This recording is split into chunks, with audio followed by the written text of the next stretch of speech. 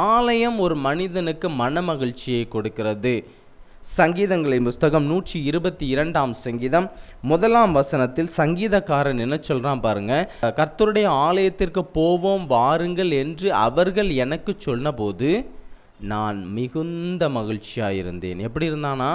மகிழ்ச்சியாக இருந்தானா. ஏனென்று சொன்னால் கர்த்தருடைய ஆலயம் ஒரு மனிதனுக்கு மகிழ்ச்சியை கொடுக்கிறது.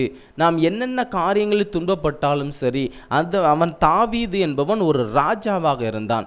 அவனுக்கு ஏராளமான பணிகள் இருந்திருக்கும், ஏராளமான வேலைகள் இருந்திருக்கும். எல்லா வேலைகளையும் ஒதுக்கிவிட்டு தேவனுடைய ஆலயத்திற்கு போகும்போது அந்த மகிழ்ச்சியை மனதில் எடுத்து கொள்ளும்போது, என் தேவன் என்னோடு இருக்கிறார், என் ராஜா என்னோடு இருக்கிறார், எனக்கு விரோதமாக எழும்புகிறவர்கள், என்னை நிந்திக்கிறவர்கள், நான் மகிழ்ச்சியாக இருக்கக்கூடாது என்று நினைக்கிற சகல மனிதர்களும் என்னை ஒன்றும் செய்ய மாட்டார்கள் என்கிற